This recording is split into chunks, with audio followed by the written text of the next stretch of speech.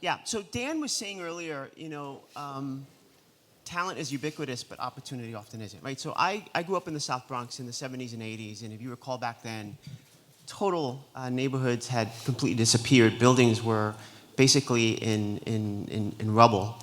And many of my friends didn't make it, right? They either ended up in jail or they ended up dead. I was not smarter than them. The only difference between me and those individuals is the fact that someone gave me an opportunity and they didn't have one. And so what I do know is that over 1,500 people will serve this year. So I lead a national IT workforce development organization. 1,500 people from overlooked communities, super smart, super talented individuals, high levels of grit. We're just giving them a chance. And so many of those folks come to us just with a high school diploma, but we put them through 15 to 18 weeks of technical training, and then they're able to land entry-level work in the IT sector, often making 4 times what they were making prior to entering Scholas. And so, no, you don't need a high school, a college degree to enter into many of these jobs. Unfortunately, the big roadblock is sort of the HR firms, right? The HR departments of these corporations who are thinking in sort of a very linear way as opposed to thinking outside the box. And so a 4-year degree shouldn't be the marker that separates people that don't have one to entering those jobs that they can perform very well in.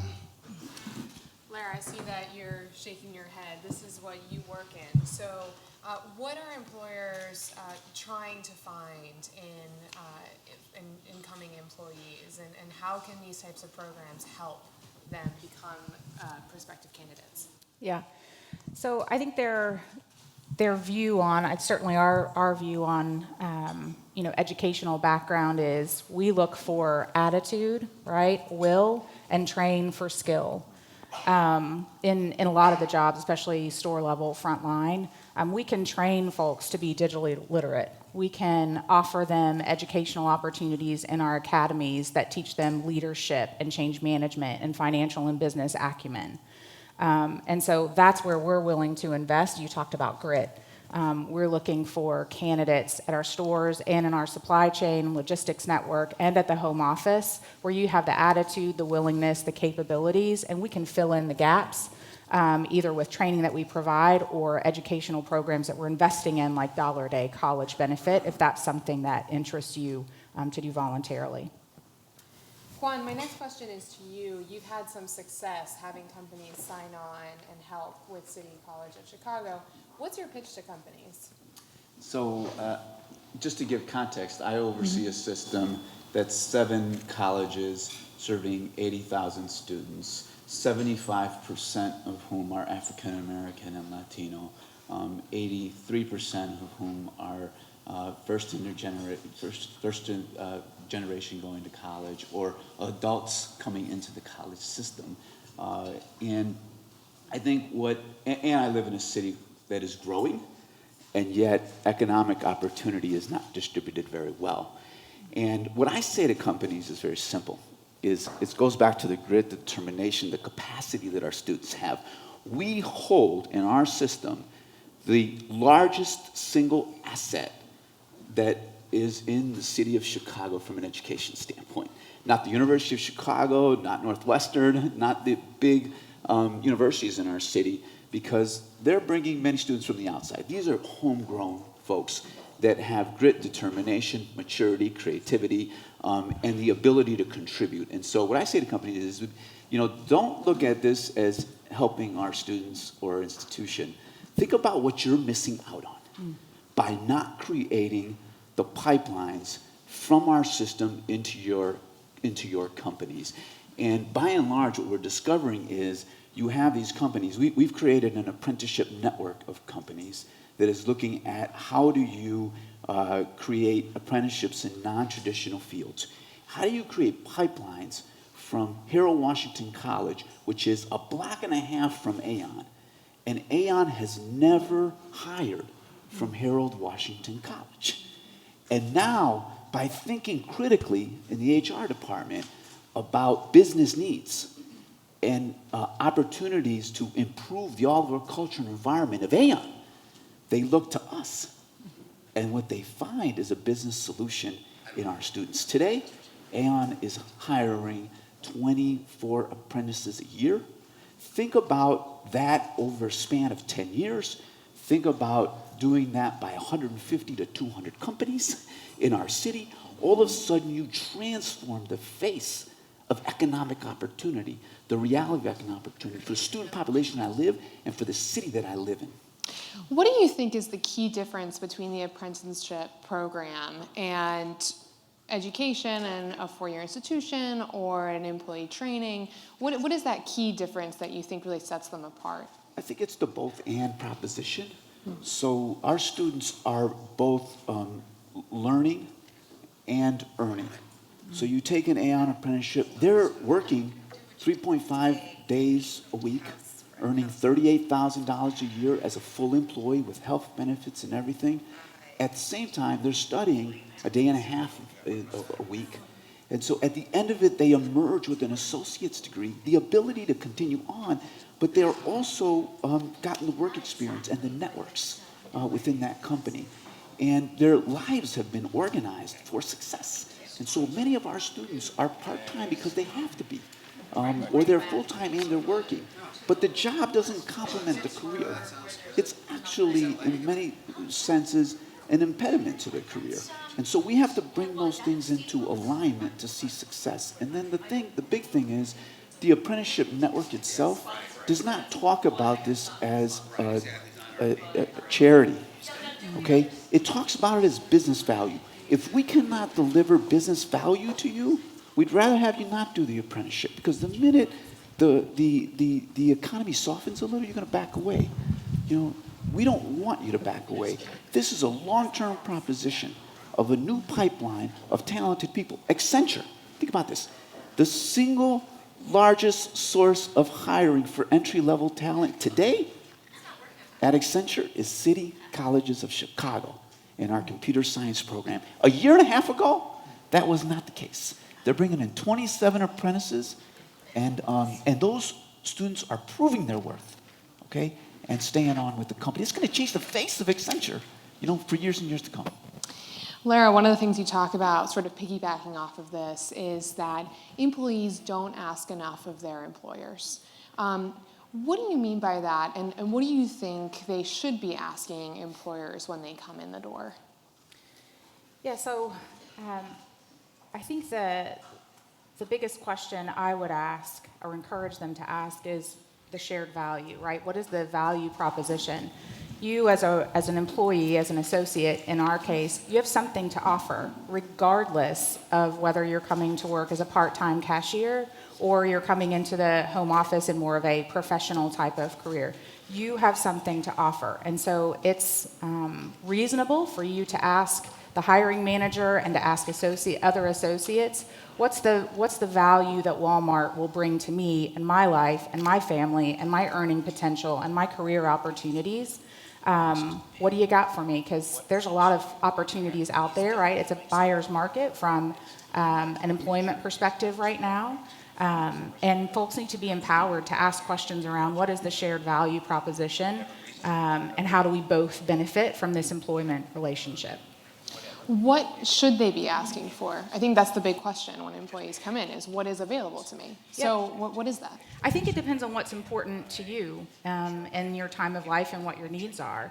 And that varies immensely, of course, with as many associates as we employ, a beautifully diverse associate population. They value things differently. So some will place a high value on education, right? So if I'm coming out of high school right now and I've learned about the $1-a-day college benefit, I'm probably going to ask questions around that. I want associates or future associates to ask questions about that. The number one question is probably like, what's the real deal with that? Like, there's got to be a catch, right? Ask that question because there really isn't. So that's a question I would ask if I'm coming out of high school and someone mentioned, the debt and the intimidation factor of that with going into college. It's not that folks maybe don't want to go into college, it's they feel like it's out of reach and they can't access it.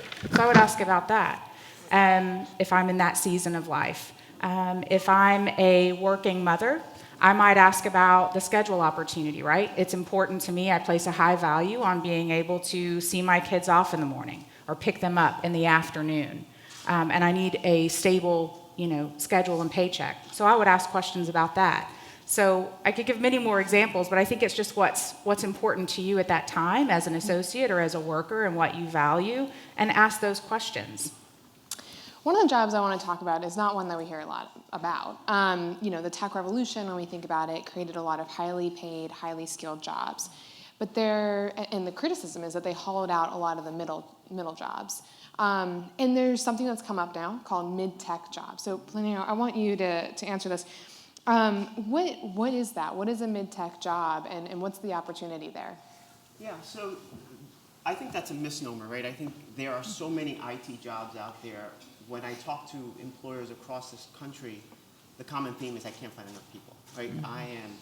I am losing a bunch of productivity because I just don't have enough talent to be able to support what I need done. And so when we talk about mid-skilled jobs, for each company, it's very, very different. But it's a job that requires significant skills in IT, right? So let me just, that doesn't say much, Plinio. Let me just step back for a second. When you look at entry-level jobs like desk support, those are the folks that'll answer your help desk calls on your computer going down. You're looking at software testers, you're looking at some software developers, you're looking at some cybersecurity folks. That level of skill set is considered your middle skilled worker. But to the point that Lara was mentioning, the idea of having to go to college to get those jobs is just not true. And so if you're able to work, and I think what's common, the common theme here, and I think Juan does an exceptional job what he's doing in Chicago, it's got to be industry driven, right? You've got to have employers informing curriculum so that you're training people for the relevant skills that they're acquiring.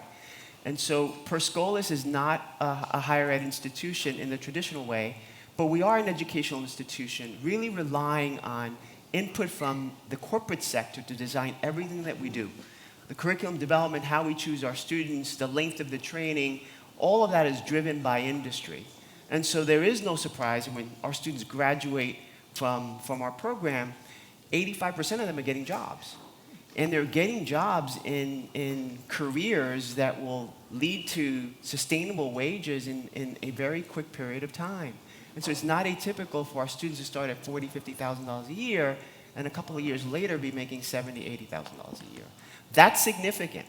And so those middle skilled jobs where corporations are saying, hey, we've got a lot of vacancies available, can be filled by people that we are serving in communities that are often overlooked. Did that answer your question? It does. Okay, But great. Juan, please step in. I would love to jump in here because I completely agree. And I think for institutions of higher education, we have to, the formats of how we deliver education have to adjust to the employer needs. And so we'll have a company like Accenture say, we love your associate's degree program. Let's make sure the curriculum is relevant so that we can hire from it in the third year of the program. But then we got a group of cybersecurity firms together, and the consensus was get to market fast. We need people to come in, right?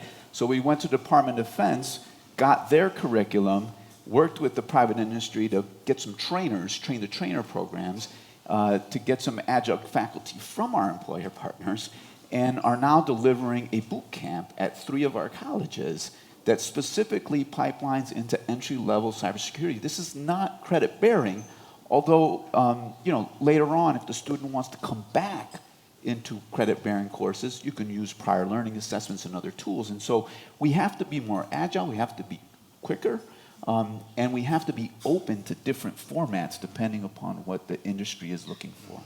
So this speaks to the training aspect and training students to go into these positions.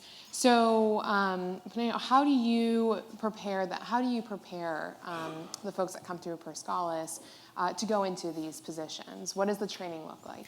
Yeah, so typically our courses are 15 weeks long. They might be a little longer or a little shorter depending on the training track. But it's a comprehensive approach, right? So we're teaching people not just the technical skills that they need to enter into those jobs, but also the soft skills, the life skills that we often take for granted, right? That we think our students have.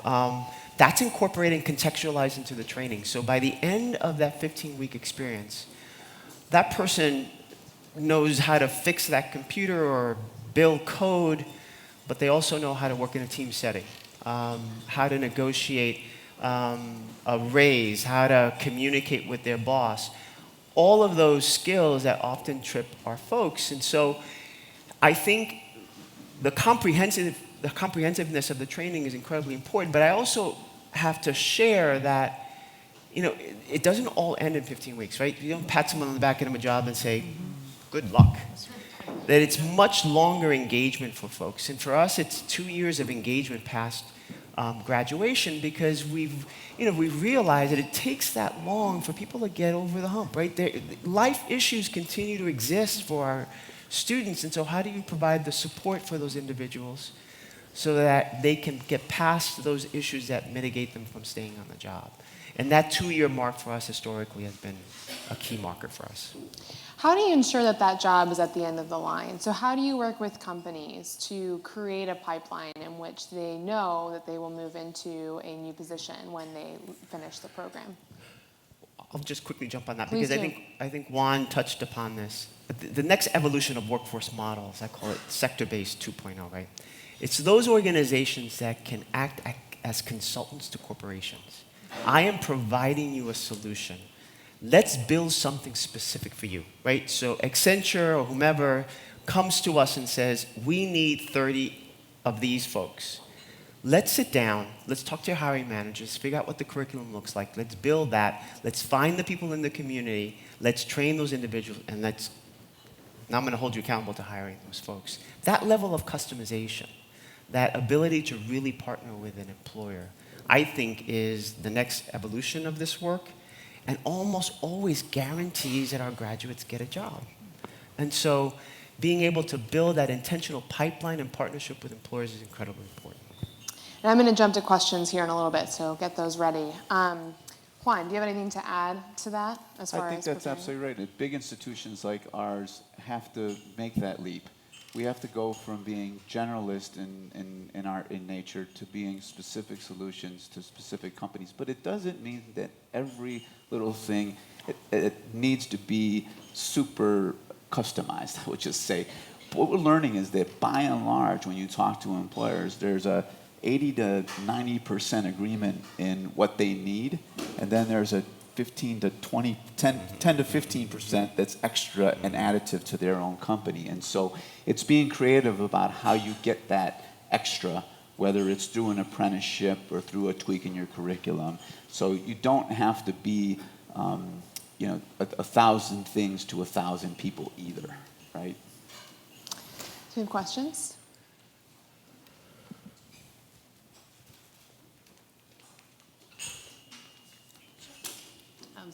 Sorry, can you hear me okay? My name is Ashley Putnam. I direct the Economic Growth Mobility Project at the Federal Reserve Bank of Philadelphia. And I think this is a really important conversation we're having a lot in Philly right now. We've been doing some studies on automation, increasing needs for technology. But these solutions that you guys are doing, they're very expensive.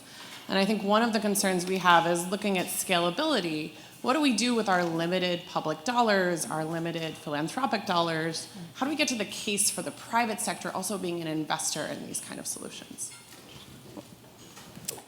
I'll just say the private sector is an investor in the work that we're doing to scale up. The private sector is leading the effort to create these apprenticeships that are going to be cemented in their HR practices. The ask to the private sector that I've had is I don't want contributions. What I want is payroll, okay? Payroll. And so think about our students and where they can fit into your payroll and into your growth plans. And I think if that's the ask, then the private sector all of a sudden has sort of a different view and, by the way, a different set of dollars that they can bring to the table. So I do ask for contributions. Well, we're a public institution. But it's a different type of contribution, because I think Juan is spot on. Look, corporations are paying for this already. right? They are hiring, a bunch of firms to find talent for them, or they're losing out because they can't find the talent. And so being able to tell that story and that value proposition to employers allows us to go in there and say, all right, I'm going to create this training program for you, but it's going to cost you X. And by the way, that's much cheaper than if you engage 6 or 7 hiring firms. And by the way, you're losing a ton of money because you can't hire these people. I will take care of everything for you. Let's build a curriculum together. I'll find the people, I will train them, and I will create this alternative pipeline of talent for you that you are not built to create. And so that has allowed us to have these very meaningful conversations with employers.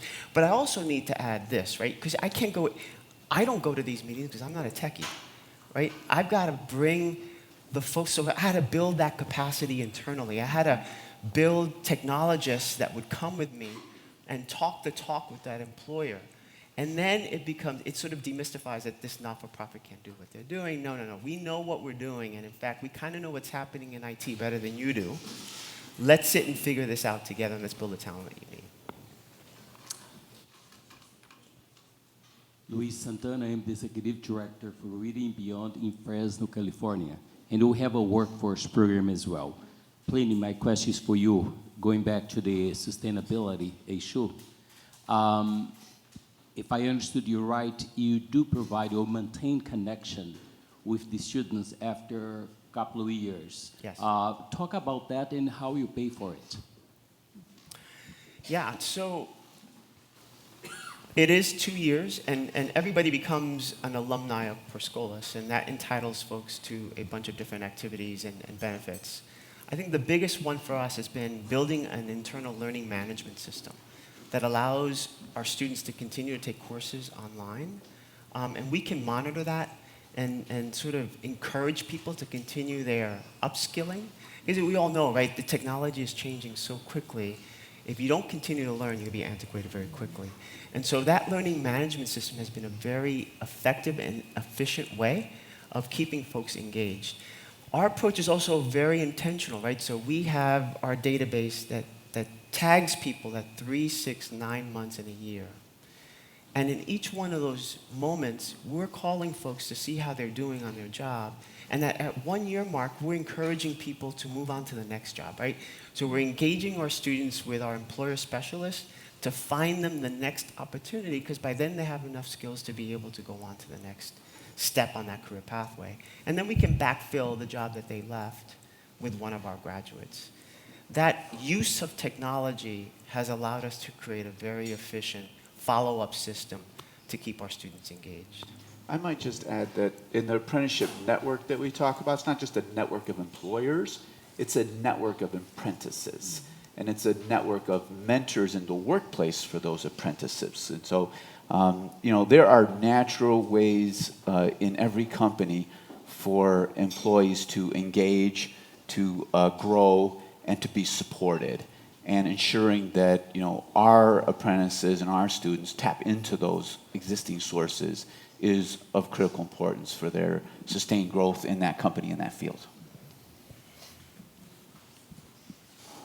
This is a little bit dystopian, but how do you respond to the concept that all of these entry-level tech workers you're going to hire are going to be replaced by artificial intelligence in 10 to 15 years? Yeah, so I'd say, look, if I had a crystal ball, I could tell you what these jobs are going to look like 15 years from now. I don't. What I can tell you is that artificial intelligence will create a new wave of jobs that will allow our students to transition, hopefully, into those new roles. If they're not in technology now, they're probably not going to get into technology in 15 years, because I think the requirements will be very, very different. But there'll be new jobs. I mean, there are jobs now that didn't exist 5, 10 years ago. The jobs that my grandchildren will fill are not even in existence right now. And so I'm betting that we as a collective, right, will come up with the next training track to fill those jobs, even if some of those will be, and true, some of them will go away because of AR, but a lot more will be created as a result of AR. Lara, I want to ask you a quick question, sort of piggybacking off of all of this. What is the role of the employer in adapting to these sort of changes? Yeah, it's an interesting question. I think there's a big role that an employer plays in the transformation and the readiness of the workforce for jobs of the future. Again, I go back to the idea of shared value. Like, it is in our best interest as an employer. It is in our best interest as a business to take care of our customer and continue to grow sales in new and different ways with new and different technology that requires new and different skills. It just makes good business sense to me that we wrap our arms around this problem and play a big role in terms of worker readiness and continuous learning and support through that learning process. It's just good business. It pays off in a lot of great ways.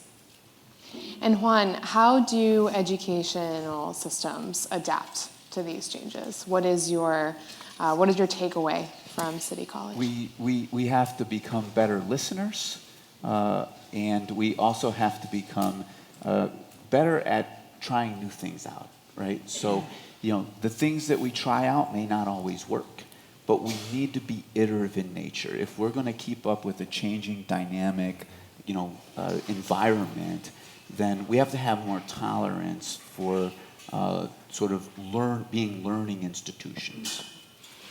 All right, thank you all for your time. you. Appreciate it. Thank you.